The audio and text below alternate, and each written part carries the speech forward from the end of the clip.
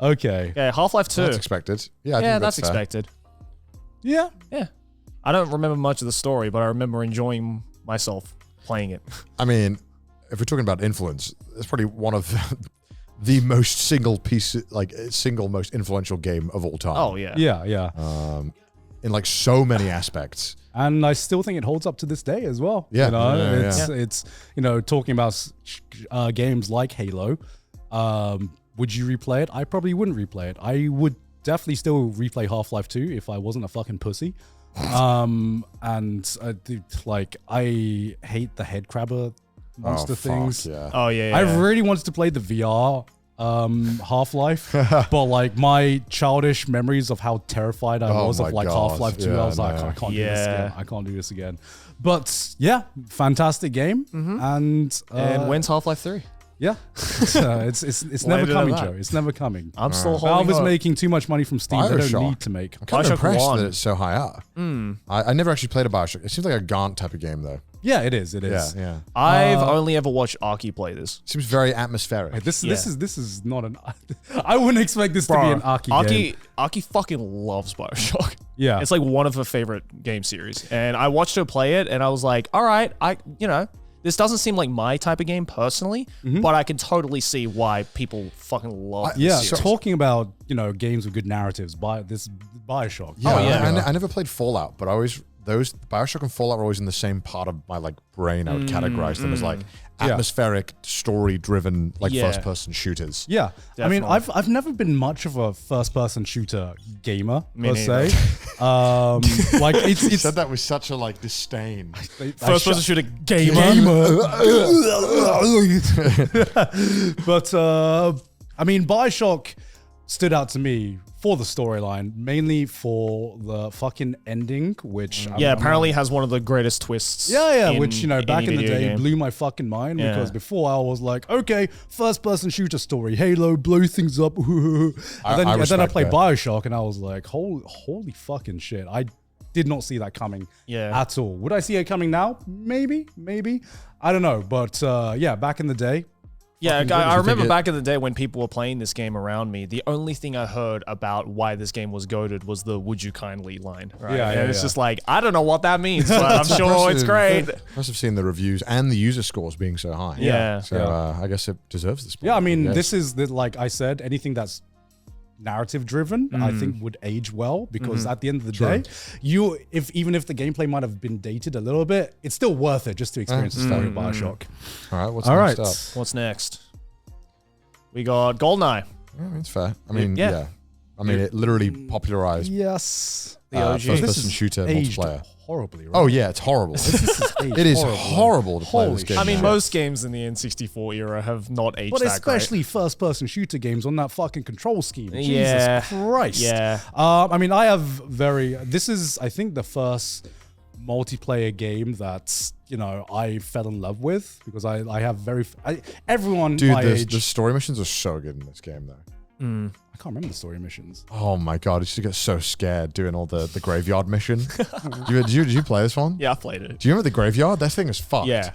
And then the one on the scary. satellite, and you'd have to go on the beams on the. I had to get my friend to finish that one for me. It was so I hard. couldn't do it. Yeah. It was so good. I mean, it was just a cool. Every mission was sick. That and the fucking Crash Bandicoot bridge level are like the Oh two my video gosh. game levels to this day I haven't finished. I do not. It's actually a really good story on top. A really good single player experience on top of being the thing that made multiplayer popular. Yeah. I mean, for me, I was always a Perfect Dark. When Perfect Dark. It's by Rare as well. So out. I mean, yeah, it's by Rare, and I felt like what was missing from this. What was missing from this, Perfect Dark had. And I have more fond memories of Perfect Dark than I do of GoldenEye. But I think it just helps with the James Bond branding because James Bond in the 90s was super popular, and I mean it's still popular now, but I think it definitely had a bit more going for it back then. Yeah. But yeah, I mean, it's up there for it's definitely influential. I think it everyone deserves the spot. has a fond GoldenEye memory. Just our another age. Yeah. W for the Rareware games during this era as well. I mean, did they release a bad game? Bring it back, man. Bring it back. Bring that era back. Uncharted 2. Never played it. Unfortunately, I have not played the Uncharted games, but Me I do know neither. Naughty Dog games. Every Naughty Dog game looks the same to me. Am I allowed to say that? Everything looks. Every time I see gameplay, it looks exactly the same. Okay, yes. It's a guy running through with a gun and a bunch of cinematic things happening. Yes. But it's always just Or it's Crash Bandicoot. like the only two. I would gladly play a Crash Bandicoot game over this. Like, whenever I see Uncharted gameplay or whatever, or the story happening, I'm like, oh, okay. Yeah, if you showed me a scene of an Uncharted I'd rather watch a game, movie. Yeah. I'd just rather watch a movie. Yeah, I It mean, looks that's pretty. Yeah. I mean, that's what I feel about what, because I haven't played Uncharted, but it looks like a movie, and and if it plays anything like The Last of Us, I mean, The Last of Us wasn't bad gameplay, but it wasn't anything revolutionary. It was the narrative and the story telling for that game that was revolutionary. I don't know about Uncharted 2. I think none of us have played it. That's why I was slandering it. Yeah. Also, the internet has ruined me. Whenever I see Uncharted 2, this title, I just think of Among Thieves Nuts. You're so dumb. You're so dumb. It's like, what was Uncharted 2 called again? Among Thieves? Among These Nuts! Oh God. I mean, Thanks, internet. Yeah, I kind of wish I gave it a shot because I'm sure I'd speak fondly of it. But I've heard more people say like sing their praises for Uncharted 4, if anything. Yeah. To be honest, man, I couldn't tell you the fucking difference. They all look the same to me. They all look the same, yeah. Which I guess is the point of a game series. Resident Evil 4. 4. I So mean, it was GameCube first, right? Yeah. Yeah. When I saw that list of top PS2 games, I was like, you guys are getting comfortable putting GameCube games on your list. I mean, this is like the definitive Resident Evil game, so I'm not surprised, to be honest. Is it? Yeah, this is like normally considered the best one. I've never really played. I've never played a Resident Evil. I played the remake. Yeah, 4. I mean, 4. No thoughts. Yeah, 4 and 2 I've played.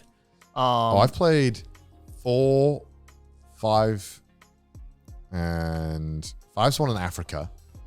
Oh, yeah, And then 6 the one in the house. Or is that 7? That's 7, I think. I've played 6, and I've played 8. Okay. The one in Africa was weird. I did not like that game. I completely forgot that game. I mean, everyone says that's always like the action game more than it is. No, that's 6. 6 is the action. Oh, is 6 the action game? 5 is a weird one where it's like they're trying to be epic, but you're just like, oh, okay, because it's like, the story's weird too. It's just a weird game. It's such a weird game. I mean, don't all Resident Evils have like a really weird storyline? Yeah, but I think 4 when I played 4, I was like, okay, this kind of makes this feels good. 4 probably made the most sense. And then 5, you're like, okay, so they just have like a sickness, and I gotta shoot them all. Okay, this feels a bit weird. All right, sure. What is the storyline to 4? 4. Yeah. Okay. This is you are asking me a tough question now. John. Yeah. Well, you played the remake, played right? 4 recently. You played 4 recently. All I know is that I can't have to save the president's daughter, and there is a disease, and it's evil, and it's a resident of the village. That's the name. And there's 4 of them. And there's 4 of them. There's 4 diseases.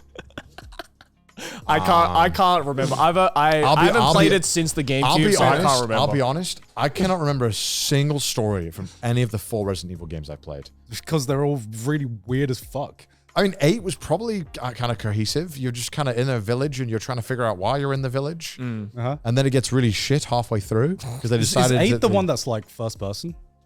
Yes. I thought that was 7. 7 was the house. Oh, yeah, the house. 7 was the house. This is the one that I've heard is the best, and ironically, the one I haven't played. I played a little bit of this. Apparently, it's terrifying. It's fucking nice. Yeah, I've heard it's absolutely like I only played it. Oh, because 8 is the one with the giant goth mom. Yeah. Oh. So the first half of this game is solid, and then it becomes shit in the second half. Right. Yeah. Because they just kind of give up on it being scary. Yeah, like I've heard that because of like the goofier aspects of Resident Evil, especially as the series went on, it was like, okay, this is turning into less scary and more just a weird action game. And then 7 came out, and that put it back to its roots of just They were like, fucking we figured out terrifying. people want. And then they did that in 8, and then halfway through they were like, we'll just go back to this. It's cool though. Well, was Resident Evil 4 scary?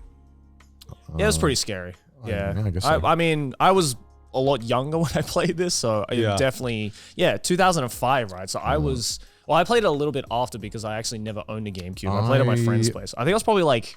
I was 8 years old. I was like 12 maybe-ish. Yeah. Yeah, pretty fucking scary. 12-year-old should not be playing that game. Especially an 8-year-old shouldn't be playing that game. Yeah. But it's weird because when we were in Europe, so we either... I don't know, how was the release in Australia? But because obviously these are all off the American releases. Yeah. And Europe was weird because we'd either weirdly get the game before America or we'd get it like a year and a half after. Oh no, Australia was the one who always got it lost with any game. Which version of the game did you get? Did you get the American or the European versions? Oh, I don't remember. I didn't even know there was 2 different versions. I thought you guys get the American ones, I think, actually. Maybe. No idea. Oh, that's 4. Yeah. You'd have to... That's the remake. Because I always knew that whenever I watch videos about it, they'd be like, and the European version released. I'm like, what about the Australian version? No, we never got this. Well, I don't think there was... Australia was just like a fucking afterthought. They were like, Yeah, I wonder Yeah. I wonder... We always Okay, were the ones who got games lost. Yeah. What? Wait, in Australia, like, if you bought a PlayStation 3 or whatever, like, I mean, Nintendo. Like, you bought a Nintendo SNES. Which, like, region were the cartridges locked to? Is it Europe or America? The America? Like, could you play an American cartridge if you bought it? Because the European one couldn't. I have no clue. The SNES I had was a Japanese one. So I don't know how it actually operated. He hacked the system. Yeah. He hacked the system. He can play I was Japanese. straddling between a country that got the games first Right. and a Yeah, country that got the games yeah. last. So But there was like even like weird cases where like the European released before the Japanese one from a Japanese game. Really? Yeah, there's some the Europe releases are always so funny how we always got it because they'd always include for the European ones we'd always get all the languages. right. Because the American one I don't know actually. It was weird. It was weird. It was really weird being in Europe with gaming because you kind of just got what showed up.